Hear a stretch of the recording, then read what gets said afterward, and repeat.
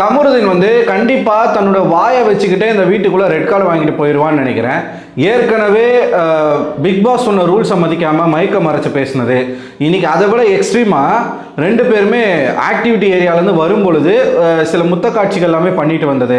Already இப்படி அவங்களுடைய crime rate வந்து ஏறிக்கிட்டே போய்கிட்டு இருக்கு. அது மட்டும் இல்லாமல் இந்த வீட்டுக்குள்ளே வந்துக்கிட்டு பர்சனலாக திவ்யாவை டார்கெட் பண்ணி பல இடங்களில் கமருதீன் வந்து நிறைய வார்த்தைகளை விட்டுக்கிட்டு இருக்காப்புல. ஸோ இவங்க ரெண்டு பேருக்கும் ஒரு சண்டை வந்துச்சுங்க. அந்த சண்டையில் இவர் வந்து கட்டக்குரல் அப்படின்ற மாதிரிலாம் சொல்லியிருந்தார். யார்? கமருதீன் வந்து சொல்லியிருந்தாப்புல. கட்டக்குரலில் இவங்க பேசுறது வந்து எனக்கு பிடிக்கல அப்படின்ற மாதிரிலாம் வார்த்தை விட்டுருந்தார். அதுக்கு வீட்டுக்குள்ளே பயங்கரமான சண்டை வந்துச்சு. இப்போது இந்த ஒரு பிரச்சனையில் தான் இந்த சாண்ட்ரா அப்படிங்கிற இந்த ஒரு சேச்சி பொம்பளை எவ்வளோ மோசமானவ அப்படிங்கிறது நமக்கு தெரியுது. வீட்டுக்குள்ளே அந்த சண்டை வந்துச்சு, அதோடு அதை முடிஞ்சு. இவங்க திவ்யா என்ன சொல்லிட்டாங்க, இனிமேல் வந்து என் கட்டக்குரலில் வந்து நானும் உங்கள்கிட்ட பேச மாட்டேன், நீங்களும் என்கிட்ட பேசாதீங்க. ஸோ இனிமேல் வந்து நான் உங்கள்கிட்ட பேசிக்க மாட்டேன்றதான் பேசி முடிச்சிட்டாங்க. ஓகேவா? லிட்ரலாக இவன் என்ன பண்ணுறான் அப்படின்னு பார்த்தீங்கன்னா, ஒவ்வொருத்தரையாக இப்போ வந்து இவங்க கூட நம்ம இந்த பார்வதி கூட சேர்ந்துக்கிட்டு அந்த வீட்டில் இருக்கிற ஒவ்வொருத்தரையாக டார்கெட் பண்ண ஆரம்பிச்சிருக்கிறாங்க. பெஸ்ட் பர்ஃபார்மர் சொன்னாங்கன்னு தெரில, வேர்ஸ்ட் பர்ஃபார்மர் சூஸ் பண்ணாங்க. அதில் வந்து ரம்யாவுடைய பெயர் வந்து சொல்லியிருந்தாங்க. ஒரே ஒரு வேர்ஸ்ட் பர்ஃபார்மர் தான், ரம்யா மட்டும்தான் ஜெயிலில் இருக்காங்க. ரம்யாவை ஜெயிலுக்கு அனுப்பிட்டு சுற்றி வந்து அமித், கானா வினோத், பார்வதி, இவர் கமருதீன், இந்த 4 பேர் உட்காந்து பேசிகிட்டு இருக்காங்க. இந்த சைடு பீட்பேக் போட்டு திவ்யா அவர்கள் உட்காந்து பேசிகிட்டு இருக்காங்க. அப்போ பேசிகிட்டு இருக்கும்போது கேப்டன்சி பற்றின ஒரு பேச்சு போய்கிட்டு இருக்கு அந்த இடத்துல. அப்போ வந்து கமருதீன் என்ன சொல்கிறார் அப்படின்னு பார்த்தீங்கன்னா, திவ்யா இருக்கிறது தெரிஞ்சு சொன்னாரா தெரியாமல் சொன்னாரா தெரில. பின்னாடி வந்து அவங்க உட்காந்துட்டு இருக்கும்போது திவ்யா மாதிரி மோசமான கேவலமான கேப்டன்சியெல்லாம் வந்து பண்ணக்கூடாது அப்படின்ற மாதிரி சொல்கிறாப்புல. எனக்கு தெரிஞ்சு அவன் தெரிஞ்சு தான் சொல்லியிருப்பான். இதை சொன்னவனே திவ்யா வந்து அதை கேட்டுட்டு வந்து அதை போய் கேட்குறாங்க, எதுக்கு இந்த மாதிரி சொல்கிறீங்க, நான் தான் உங்கள் பேச்சுக்கு வரமாட்டேன்னு சொல்லிட்டல, நீங்கள் எதுக்கு தேவையில்லாமல் என் கேப்டன்சி பற்றிலாம் பேசிகிட்டு இருக்கீங்க அப்படின்றான். உடனே அப்படின்னு இவங்க சொல்கிறாங்க. உடனே கமருதீன் என்ன சொல்கிறாப்புலன்னா, ஏன் பேசக்கூடாது, ஏன்னா இந்த வீட்டுக்குள்ளே நீங்கள் ஒரு கண்டஸ்டன்ட் தானா, எதுக்காக பேசக்கூடாது, இது என்னடா பேச்சு இது? அவங்க பேரை சொல்லி கேட்கும் போது அவங்க வந்து கேட்பாங்க தான், திவ்யாவோட கேப்டன்சி சரியில்லைன்னு இப்போ எதுக்காக சொல்லணும், நீ வாண்டடாக வந்து அட்டாக் பண்ணுறன்றது தெரியுது. நெக்ஸ்ட்டு வந்து என்ன பண்ணுறான், பேசிகிட்டே இருக்கும்போது அவங்க சொல்கிறாங்க, திவ்யாவை பற்றி ரொம்ப மோசமாக பேசிகிட்டு இருக்கா போல, நீங்கள் வந்து கேவலமாக தான் பண்ணீங்க, மோசமாக தான் பண்ணீங்க, எனக்கு உங்கள் கேப்டன்ஷிப் பிடிக்கல அப்படின்னும் பொழுது தேவையில்லாமல் பேசாதீங்க அப்படின்னு இவங்க சொல்கிறாங்க. நீங்கள் என்ன கேவலமாக பண்ணுறீங்கன்னு எங்களுக்கு தெரியாதா, நீங்கள் அந்த வீட்டுக்குள்ளே கேவலமாக தானே பண்ணிகிட்டு இருக்கீங்க, மயக்க மறைச்செல்லாம் பேசிகிட்டு இருக்கீங்களே, இதெல்லாம் எங்களுக்கு தெரியாதா அப்படி இப்படின்னு சொல்லிட்டு திவ்யாவும் அவங்க பங்குக்கு பேசிகிட்டு இருக்காங்க. பேசிகிட்டே இருக்கும்போது டக்குன்னு கமருதீன் என்ன சொல்கிறாரு, அப்படி தாண்டி பேசுவேன், என்னடி பண்ணுவேன் அப்படின்னு வாடி பொடின்னு பேச ஆரம்பிக்கிறாப்புல. இது என்ன மாதிரியான பிஹேவியர், இது என்ன மாதிரியான பேச்சு? கேர்ள்ஸ் கிட்ட போயிட்டு வாடி போடின்னு கோவத்தில் பேசுறது, கேட்டால் அதுக்கப்புறமா வந்து சாரி கேட்குறது. அப்படி பேசினோடனே திவ்யாவுக்கு வந்து கேட்க ஆரம்பிக்கிறாங்க, என்ன நீ டீலாம் போட்டு பேசுகிற, எப்படி நீ டீ போட்டு பேசுவ அப்படின்னு போய் கேட்குறாங்க. அங்கே யாருமே வந்து கேட்கல. லிட்ரலாக அங்கே பார்த்தீங்கன்னா அமித் சிரிச்சுக்கிட்டு இருக்காப்புல, கானா வினோத் சிரிச்சுக்கிட்டு இருக்காப்புல. இந்த பார்வதி இன்னும் அவனை உசுப்பேத்தி விடுற மாதிரி, அப்படி என்ன நம்ம கேவலமாக பண்ணிட்டோமா, அப்படி என்ன நம்ம இது பண்ணிட்டோமா, அப்படி என்ன நம்ம அது பண்ணிட்டோமான்னு சொல்லிட்டு பார்வதி கமருதீன்ல உட்காந்துக்கிட்டு ட்ரிகர் பண்ணிட்டு இருக்காங்க திவ்யாவை. அந்த இடத்துல சாண்ட்ராவும் உட்காந்துருந்தாங்க. ஒரு வார்த்தை அந்த மாதிரி பேசக்கூடாதுன்னு சாண்ட்ரா சொல்லலை. நீங்கள் சொல்கிறீங்க, அவங்க வந்து எப்படி நடந்துக்கிறாங்க பத்தியா, பிரஜன் போனோடனே அவன் வந்து எப்படி மோசமாயிட்டா பத்தியா, எப்படி பண்ணுறா பத்தியா, அவளுக்கு துளி கூட வருத்தம் இல்லை பத்தியா, வந்ததில் இருந்து உங்களோட அவ்வளோ க்ளோஸ் ஆகிருந்தாங்க.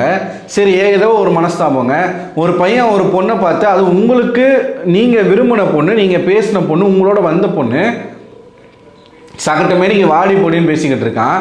ஒரு கன்சனாக ஒரு சக கண்டஸ்டண்ட்டாவது நீங்கள் கேட்டிருக்கலாம்ல, அந்த மாதிரி பேசக்கூடாதுன்னு சொல்லியிருக்கலாம்ல, வாயவே திறக்கல, அமைதியாக இருக்காங்க. அப்போது இது எப்படிப்பட்ட ஒரு வன்மம் சாண்ட்ராக்குள்ள?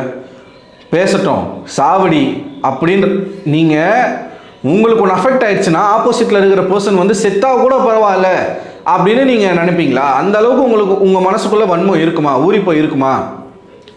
அதோடு அவன் நிறுத்திக்கலைங்க. மறுபடியும் வந்து அவங்க வந்து மேலே பார்த்துட்டு இருக்காங்க, பார்த்து காக்கா வாயில் பாத்ரூம் போயிட போகுது, இந்த பேச்செல்லாம் பேசுகிறாப்புல.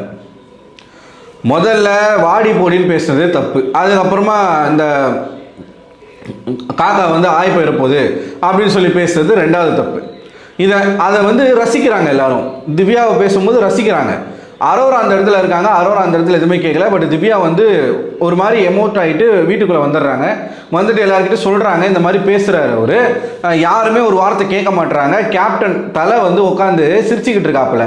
அப்படின்னும் போது திவ்யா மறுபடியும் போயிட்டு அமித்கிட்ட கேட்க போகிறாங்க. அப்போ அமித் என்ன தெரியுமா சொன்னார், என்னால் யார் வாயும் கண்ட்ரோல் பண்ண முடியாது, இது ஒன்றும் ஸ்கூல் கிடையாது, அவங்க ஒன்றும் ஸ்கூல் ஸ்டூடெண்ட்ஸ் கிடையாது. அப்போ தலை நீ என்ன ஹேருக்கு நீங்கள் பார்வதி அஃபெக்ட் ஆகும்போது உட்காந்து அவ்வளோ நேரம் பேசுகிறீங்க அமித், நீ ஃபைனலிஸ்ட்டாக வர வேண்டியவ, நீ ஏன் கவலைப்படுற? உட்காந்துக்கிட்டு கொடைக்கானல் போகலாமா, ஊட்டி போகலாமா, இடுக்கி போகலாமா, தாய்லாந்து போகலாமான்னு பேசிக்கிட்டு இருக்காங்க. அந்த பொண்ணு வந்து அங்கே அழுதுகிட்டு இருக்கு லிட்டரலாக. எப்படிங்க அவர் என்னை பார்த்து வாடி பொடின்னு பேசுவார், அவருக்கு என்னங்க ரைட்ஸ் இருக்குதுன்னு சொல்லிட்டு கேட்டுக்கிட்டு இருக்காங்க. இங்கே உட்காந்துக்கிட்டு ஊட்டி போகலாமா, கொடைக்கானல் போகலாமா, இவர் நம்ம டைட்டில் வின்னர் கானா வினோத் பாண்டிச்சேரி போகலாம், அங்கே வந்து தண்ணி நிறையா இருக்கும், நம்ம வந்து தண்ணிலே விளையாடலாம். டைட்டில் வின்னர் பேசுகிற பேச்சு அந்த இடத்துல அது நடக்குது. அந்த இடத்துல அது நடந்த உடனே அவங்க போய் கேட்குறாங்க, உள்ளே வந்து அழுகுறாங்க. அரோரா வந்து சொல்கிறாங்க, அவன் இஷ்டத்துக்கு வாயை விடுறான், எப்படி வந்து வாடி போடிலாம் எப்படி ஒரு பொண்ணை பேச முடியும். அண்ட் அதுக்கப்புறமா இவங்க கனிக்கிட்ட சொல்லிக்கிட்டு இருக்காங்க, அவங்களே அரோராவே சொல்கிறாங்க, அமித் வந்து சிரிச்சுக்கிட்டு இருக்காரு எதுவுமே கேட்காம அப்படின்னு சொல்லிட்டு சொல்கிறாங்க. இது அவங்க வந்து பேசுகிறாங்க. பேசிட்டு வெளியில் வந்து உட்காந்து மறுபடியும் பேசிகிட்டு இருக்காங்க. அந்த இடத்துக்கு கானா வினோத் வராரு. கானா வினோத்தை போய் கேட்குறாங்க, ஏன் வினோத் தானே நீங்கள் வந்து பார்த்துட்டு சும்மா இருக்கிறீங்களே. இப்போ கானா வினோத் வந்து அமித் கூட பேசிகிட்டு இருக்காங்க, சாரி திவ்யா வந்து அமித்கிட்ட பேசிகிட்டு இருக்காங்க. இதை கம்ப்ளைண்ட்டாக வைக்கிறாங்க. அவர் வந்து என்ன அப்படி சொல்கிறது, எப்படி நீங்கள் பார்த்துட்டு சும்மா இருக்கிறீங்க, இதுதான் நீங்கள் வந்து தலையாக இருக்கிறதுக்கு லட்சணமா அப்படின்னு சொல்லி கேட்டுட்ருக்காங்க. சரிங்க அமித், சரி நீங்கள் வந்து அவருடைய பதிலெலாம் எப்படி இருக்குன்னா, இது ஒன்றும் ஸ்கூல் கிடையாது, நான் வந்து யாரையும் கண்ட்ரோல் பண்ண முடியாது, இப்படி பேசிக்கிட்டு இருக்காரு. உடனே திவ்யா வந்து சரி அமித் அப்படின்ட்டு சொல்லும் பொழுது, அமித் நீங்கள் வந்து உட்காருங்க அப்படின்றாரு கானா வினோத். அப்போ கானா வினோத்திட்ட கேட்குறாங்க திவ்யா, எதுக்கு நான் அந்த மாதிரி சொல்கிறீங்க, நான் இங்கே பேசிட்டு தானே இருக்கேன் அப்படின்னும் போது அவரு ஒரு பக்கம் கத்த ஆரம்பிக்கிறார். சரின்னு சொல்லிட்டு வினோத் அமித்லாம் போயிட்டு கமருதன்கிட்ட பேசுகிறாங்க, நீ ஏன்டா அந்த மாதிரி வார்த்தையெல்லாம் விட்ற, தப்புடா, வந்து மன்னிப்பு கேட்குறான்னு சொல்கிறாங்க. இவங்க வெளியில் கார்டன் ஏரியாவில் இன்னொரு இடத்துல சோஃபாவில் உட்காந்துருக்காங்க. இவங்க அப்புறம் அரோரா பேசிகிட்டு இருக்காங்க. திவ்யா வந்து அழ ஆரம்பிச்சிடுறாங்க. ஏன்னா கமருதன் வந்து லிட்ரலாக எங்கே பார்த்தாலும் திவ்யா கிட்ட யூஸ் பண்ணுற வார்த்தைகள் எல்லாமே ஒருமையில் தான் இருக்குது. பிச்சிருவேன், அது பண்ணிடுவேன், இது பண்ணிடுவேன், நீ எல்லாம் என்கிட்ட பேசக்கூடாது, உனக்குலாம் எனக்கு தகுதியே கிடையாது, இன்றைக்கி பார்த்தீங்கன்னா அந்த காக்கா ஆகி போயிட போது, பாடி பொடின்னு பேசுகிறது. கேர்ள்ஸ் கிட்ட தாங்க வீரத்தை காட்டுறான், பெண்கள் கிட்ட தான் வீரத்தை காட்டுறான். இன்றைக்கி எஃப்ஜே நின்றுட்டு இருந்தானே, போய் வந்து வீரத்தை காட்ட வேண்டியதானே, அங்கெல்லாம் முடியலை. இவன் பார்வதி உட்காந்து உசுப்பேத்தி விட்றா ஒரு பக்கம், என்ன பொம்பளை அதெல்லாம். லாஸ்ட்டாக உட்காந்து பேசுகிறாங்க கானா வினோத் கமருதன் எல்லாமே பேசுகிறாங்க. அப்போ திவ்யா வந்து நீங்கள் என் வாய்ஸை குறை சொன்னீங்க, நான் உங்கள்கிட்ட பேச மாட்டேன்ட்டேன், நீங்கள் வந்து இப்போ என்கிட்ட மன்னிப்பெல்லாம் கேட்க தேவையில்ல எனக்கு அப்படின்னு அவங்க பேசிகிட்டு இருக்கும்போது இவன் என்னமோ சொல்லிட்டு சிரிக்கிறாங்க. அவன் பாட்டு விழுந்து விழுந்து சிரிச்சுக்கிட்டு இருக்கான். அவன் ஒரு பக்கம் சிரிக்கிறான், கானா வினோத் ஒரு பக்கம் சிரிக்கிறாரு. இது என்ன மாதிரியான ஒரு ஆட்டிடியூட், என்ன மாதிரியான ஒரு பிஹேவியர்னே தெரில. நீங்கள் கேர்ள்ஸ் கிட்டேயா மோதுவீங்க? ஆல்ரெடி மைக் விவகாரத்தில் ஒரு ரெட் கார்டு, ஆக்டிவிட்டி ஏரியாவில் எல்லாரும் வந்த பிறகு நீங்கள் 2 பேரும் ஜல்சா போனதுக்கு ரெட் கார்டு. இப்போது திவ்யா அவர்களை ஒருமையில் பேசுகிறது, வாடி பொடின்னு பேசுகிறது, இதெல்லாம் வீக்கெண்டில் விஜய் சேதுபதி அட்ரஸ் பண்ணுவாரான்றது தான் இங்கே கேள்வியாகவே இருக்குது. ஒருத்தனுக்கு எந்த அளவுக்கு பழைய கமருதன் இப்போ தான் வரான். நான் தான் சொன்னேன்ல, அரோரா கூட இருக்கிற வரைக்கும் கமருதன் இந்த மாதிரி யாரையும் பேசலை. என்னைக்கு இந்த பீடவையோட சேர்ந்தானோ அந்த பீட புத்தி அப்படியே அவன் மண்டைக்குள்ளே ஒட்டிக்கிச்சு. பீட புத்தி ஒட்டுனதில் இருந்தே வாயில் வர வார்த்தை எல்லாமே ஒருமையில் வரக்கூடிய வார்த்தைகள். உன் அக்கா தங்கச்சி இந்த மாதிரி யாரெல்லாம் பேசினா சும்மா இருப்பியா? அதே வந்து அங்கே இருக்கிற அமித் இருக்கார் இல்லையா, அமித்துடைய மனைவியை யாராச்சும் வாடி பொடின்னு சொன்னால் அமித் சும்மா இருப்பாரா? சரி, அமித் சும்மா இருக்காரு இல்லைன்றதை தாண்டி அவர் தாங்க இந்த வீட்டினுடைய இந்த வாரத்தால் அவர் வந்து எப்படிங்க அலோவ் பண்ணலாம்? சக ஹவுஸ்மேட்லாம் முக்கியமாக பார்வதிலாம் அஃபெக்ட் ஆனால் போய் உடனே முதலாளாக நிற்கிறாப்புல. அதே மாதிரி இவங்களும் ஒரு ஹவுஸ்மேட் தானே. இதே அமித்தோடைய வாயால் சொல்லியிருக்காரு, எனக்கு இந்த வீட்டுக்குள்ளே பிடிக்காத ஒரு கேரக்டர்னால் அது திவ்யா தான், ஆனால் இங்கே வந்த பிறகு எனக்கு அந்த பொண்ணு ரொம்ப பிடிச்சி போச்சுன்னு இவர் தான் சொன்னார். ஆனால் அதே திவ்யா பார்வதியுடைய ஒரு தூண்டுதலின் பேரில் கமருதுனால அஃபெக்ட் ஆகும் பொழுது வாயை மூடிட்டு வேடிக்கை பார்க்குறாரு. ஏன்னா பார்வதி தேவை அவருக்கு.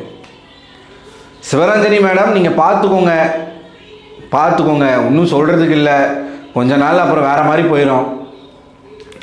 இது ரொம்ப ரொம்ப தவறான விஷயம். கமருதீன் தொடர்ச்சியாக இந்த மாதிரி பண்ணி இந்த வாரம் முழுக்க விதிமீறல், இந்த வாரம் முழுக்க பேச்சில் வந்து சுத்தம் கிடையாது, ரொம்ப ஒருமையில் பேசுறது, ஏகப்பட்ட விஷயங்கள் அவர் வந்து மாட்டிகிட்டு இருக்காரு. இந்த வாரம் விஜய் சேதுபதி இதுக்கு கடுமையான நடவடிக்கை எடுக்கணும். நீங்கள் அவனை ரெட் கார்டு கொடுத்து கூட அனுப்புங்க. ரெட் கார்டு கொடுத்து அனுப்புறீங்களோ இல்லையோ தயவுசெய்து எவிக் பண்ணியாச்சும் அனுப்புங்க. ஏங்க உங்கள் வீட்டுக்கும் மரியாதை இல்லை, அங்கே இருக்கக்கூடிய கண்டஸ்டன்ஸுக்கும் மரியாதை இல்லைன்னா எப்படிங்க அது? ஸோ நீங்கள் என்ன நினைக்கிறீங்க மக்களே? இவர் வந்து இந்த மாதிரிலாம் பேசுகிறத பார்க்கும்போது உங்களுக்கு என்ன தோணுது? உங்களோட கருத்துக்களை மறக்காமல் கமெண்ட் பாக்ஸில் கமெண்ட் பண்ணுங்கள். அடுத்த ஒரு வீடியோவில் உங்களை சந்திக்கிறேன். நான் அதுவரை உங்களிடம் விடைபெறுவது நான் அரவிந்தன்.